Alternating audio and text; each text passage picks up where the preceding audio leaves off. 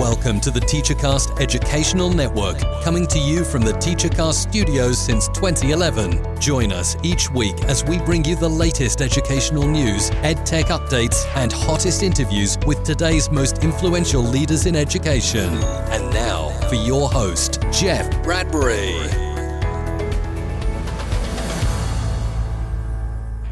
Hello, everybody, and welcome to the TeacherCast Educational Network. My name is Jeff Bradbury. Thank you so much for joining us today and making TeacherCast your home for professional development. This is TeacherCast Podcast episode number 223, and today we're going to be talking all about video and some of the great things that we can do with video. But you know what? There's a lot of questions surrounding video. How do you do it? What kind of video? What are the rights for using video? Can we share it with everybody?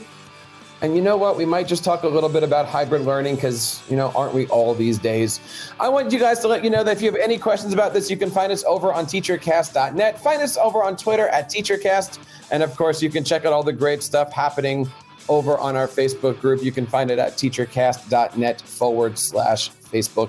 Thank you guys again for making TeacherCast your home for professional development. I want to bring on two guests today that know a lot about using video. My first guest is a librarian at McClure High School in Missouri. I want to bring on Mr. Joseph Hosea. Joe, how are you today? Welcome to the show.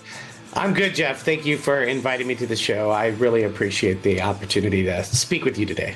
It is so great to talk to somebody, a fellow educator. How are things down in Missouri these days? They are very, very complicated.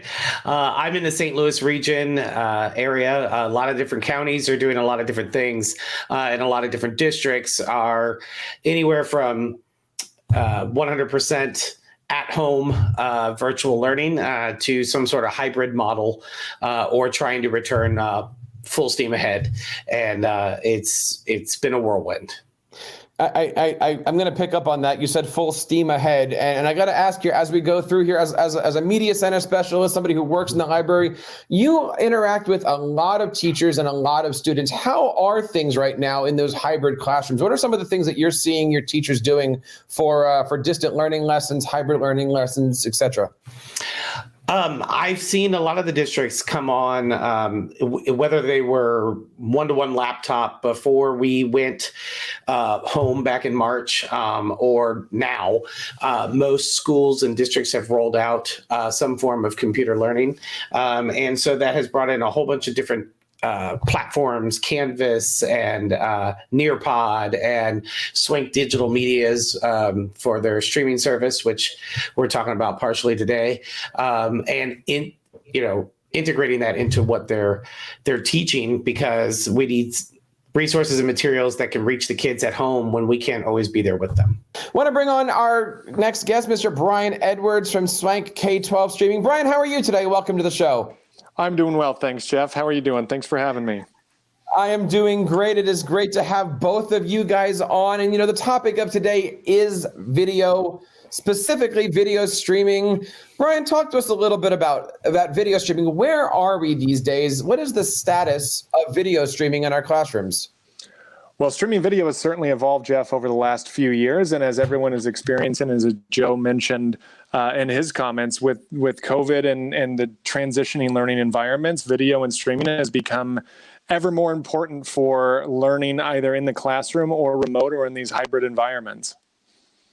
I remember a couple years ago, in the classroom, we were wanting to bring in video, and we had a bunch of different options. We had that VCR tape, we had the DVD, but now we don't have the options of physical media because our kids are all over the place. Brian, tell me a little bit about some of the options that are available for teachers now that they do need to work with a variety of students in a variety of locations. Well, you know what, Jeff, you're right. So a couple of years ago, when we really first started streaming for K-12 schools and education, the driving force behind all of that was, schools and districts were blocking access to Netflix. And you mentioned physical resources, and schools were removing DVD players from the classrooms, or devices no longer have access to DVD players. Computers, Chromebooks, for example, no longer have the ability to play DVDs. And that's really where the streaming kind of came in years ago. Now fast forward into COVID, and it becomes essential to have digital resources at your fingertips based on all of the transitional need and the agility required as classrooms become remote overnight, or as parents and students opt for remote learning. The need for video has been around for years, and the use of video has been around for years as a tool, but streaming has just become ever more prevalent with today's youth and now as a teaching tool. Joe, talk to us a little bit about this here. How are you guys using streaming video in your school district?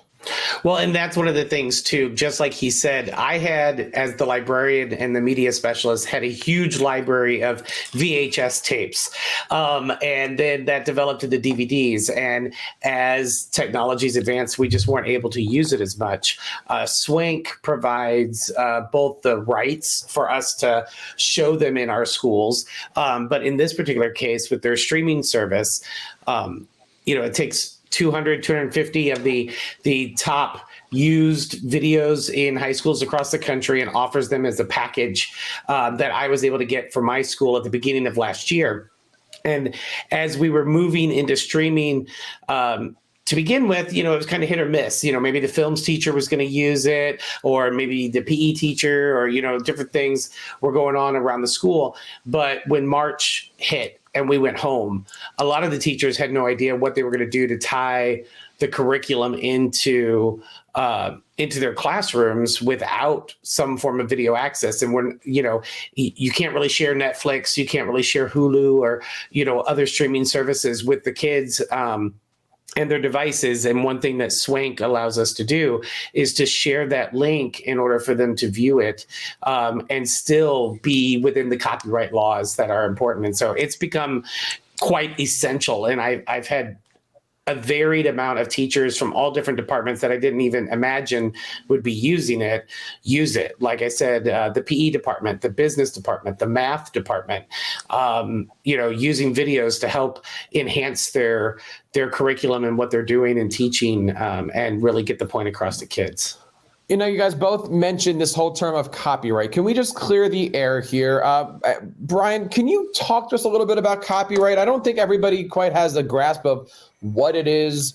Why is it important? What are some of the rules and guidelines that surround teachers? I mean, I know many teachers think they can just turn on their favorite streaming service or bring in a DVD from. Could you talk a little bit about where we are with education and especially around these copyright rules? Yeah, well, we could certainly spend all week probably talking about copyright and diving into all of the nuances of the law. But I think from a teacher's perspective, really the focal points in copyright are fair use and the face-to-face teaching exemptions, which basically say that inside of a classroom of a not-for-profit institution, in face-to-face teaching environments, educators do not require a license in order to show a film that is basically inherent as a part of their curriculum or as a part of the day-to-day learning, for example. All other instances do require a license. And there's some subtleties in there. Fair use has some requirements, or at least some guidance around the amount of a film or amount of a movie or amount of a piece that is to be watched as it's tied to the lesson. And there's some other kind of clarifying points. But really it boils down to, is the film being used for education specific, or is it being used for something else, like an after-school care program or a recess or a reward, or we finished a book, so to celebrate, we're going to watch the movie. Those kind of instances typically require a license to show that film. Everything else does not necessarily require a license as long as it's built around the teaching activities. Keeping these videos around the teaching activities, of course, is important. Joe, can you give us some examples of how you've used this in curricular activities in your school? Well, I mean, in regards to this specific thing, we have a films teacher who is using this service because we can't be one-on-one to analyze everything, to do compare and contrast the films and the dynamics and the story plots of the movies. We've had teachers come in, different movies that are available, documentaries, Food Inc., and I'm trying to think of the other one off the top of my head, An Inconvenient Truth, heavy documentaries about climate change or how our food is processed and used is used by the PE department, the health department, the FACS, the family and consumer sciences, when they talk about nutrition and wellness and cooking classes. And so they're able to get a conversation started and really use these in a variety of different ways. The movie Bully was specifically used with our English speakers of other languages, our ESOL students, to get them to kind of understand the process of what, defining what a bully is and how it impacts the classroom and the diversity of learning that we're trying to put forth. And how do you find your teachers using this?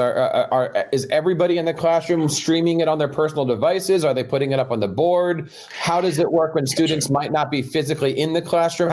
How do you set this up?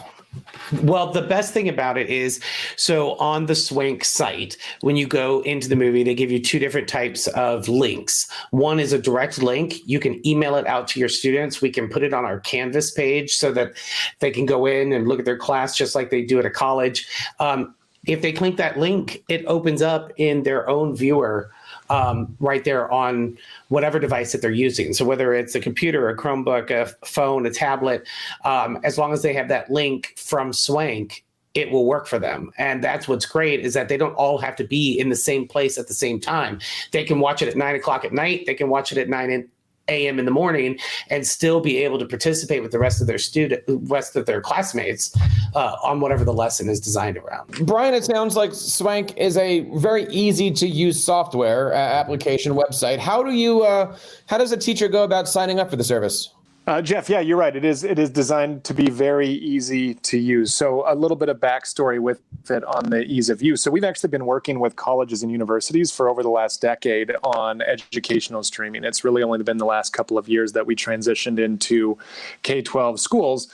But that being said, Swank Motion Pictures as a whole has been around for since 1937. So been around now for over 80 years. And with that, we partner with the largest studios in the world. So Warner Brothers and Sony and Universal and Disney and Paramount. And these are kind of big major films like Apollo 13 and Super Size Me and All the President's Men, 12 Angry Men. To Joe's point, it's these films that are all being used in the classroom and have been used in the classroom for years. And now we've enabled that ease of access either for a teacher to pull up on a smart board or to assign out to their students or to enable access in a virtual learning environment. So if somebody is looking to get in contact with us, they can certainly reach out via email to me directly, would be bedwards@swank.com, or certainly go to our website, swank.com/K12 streaming. Our Twitter account is @swank_K12, and our phone number is 883893622. We enable access for either individual schools or for districts as a whole, depending on the need of the individual. And I think Joe mentioned it earlier. We've got a collection of films that we put together year over year based on all of the data of all of the films that are being used across the country for educational support so that we can create very simple, easy access for schools. We can get schools turned on and have a streaming platform of their own within really 24 to 48 hours. And outside of our collections we allow teachers to actually customize their collections even further, just to simply ensure that we are everything that a teacher would need in terms of movies and documentaries. And if a district wants to sign up, is this an annual, monthly? If they just wanted to do a fundraiser event, can they sign up for it for like a weekend? What is the time length on this if somebody wants to get involved? So we do annual agreements with either schools or districts. It is all based on your school or district's enrollment is what drives the overall investment. And again, with that investment for a year comes access to a curated collection of the top educational films. We have individual collections for elementary, middle and high schools, as well as district collections. And then also comes with the ability for educators to further customize the collection for their school to get very specific to their needs outside of what just the general usage data is showing, as teachers are really creative individuals, and we certainly don't want to be the barrier of access to films that just aren't necessarily being used by everyone else across the country. Our rights for all of these studios that I mentioned are really for a library of over 20,000 movies and documentaries. So we want to certainly enable access on a large scale for all of these groups, but we do it on an annual basis. The website is swank.com, SWANK.com. And guys, before we wrap up here, I want to say thank you guys for coming on, sharing this, because as teachers, tech coaches, school districts are trying to create dynamic digital classrooms, it's important to have a dynamic digital partner. Brian, as we're looking for the future here, as we're looking towards what's going to happen at the end of this year and next year, where do you see the future of digital video streaming going?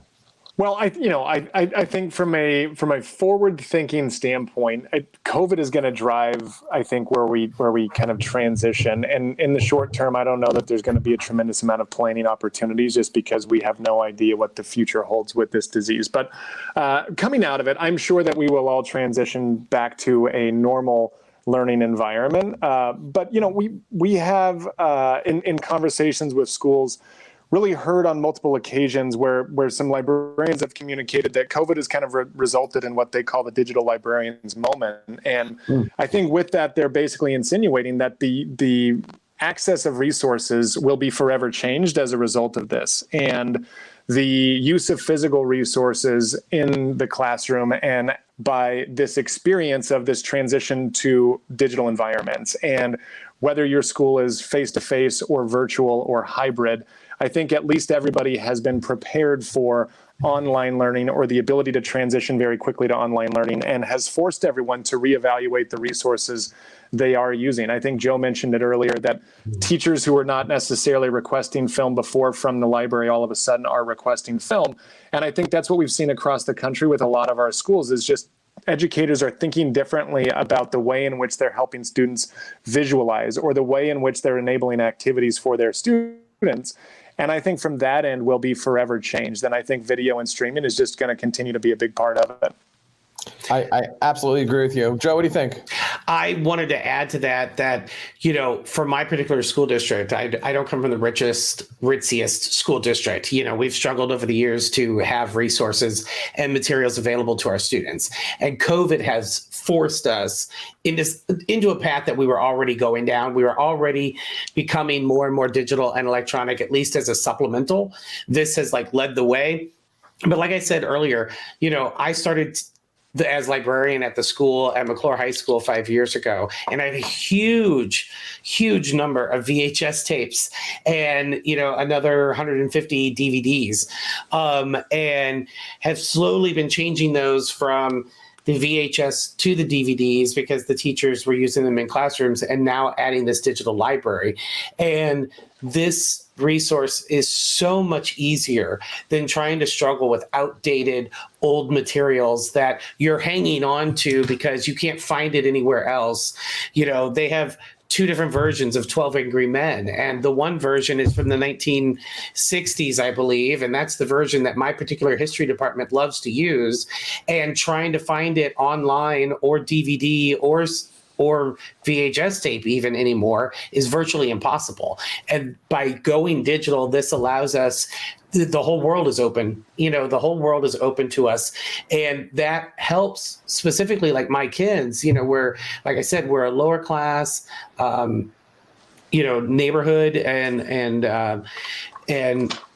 don't always have the best resources to invest in the students. And something like this just enriches the lives of all those students and help us push forward and give them the same opportunities that somebody else might get, across the country or across the state. Very well put. And, if you're looking to bring something like this into your classroom, don't forget the website is swank.com, SWANK.com. Joe and Brian, I want to say thank you guys for taking the time out of your day to come on and talk about this extremely important subject. And teachers out there, if you're listening to this and you'd like to get a hold of them, again, swank.com. All of the links that we mentioned today are going to be in our podcasting show notes. You can head on over to teachercast.net and do a big search. We would be happy to help you guys out. Guys, it is a great platform, a great way to bring streaming video into your classrooms. Highly recommended. And I'm looking forward to having Brian and Joe and the entire Swank team coming back on the show sometime soon. We would love to continue these conversations. Guys, thank you so much for your time today. Thank you. Thank you, Jeff. Appreciate it. And with that, we want to say thank you guys for making TeacherCast your home for professional development. Join us again every single Monday. We have our Ask the Tech Coach podcast, a great show for your professional development providers. And of course, coming at the beginning of next year, we have our Jeff Bradbury show, helping you guys build your EDU brand one podcast at a time. We got a lot of great stuff for you. And that wraps up this episode of the TeacherCast podcast. On behalf of Brian and Joe and everybody here on TeacherCast, my name is Jeff Bradbury, reminding you guys to keep up the great work in your classrooms and continue sharing your passions with your students. You've been listening to the TeacherCast Educational Network, hosted by Jeff Bradbury. Please reach out to the show with all of your questions on Twitter @TeacherCast or online at www.teachercast.net. Be sure to subscribe to our podcast so you don't miss any future episodes. And please take a moment to write a review in the App Store.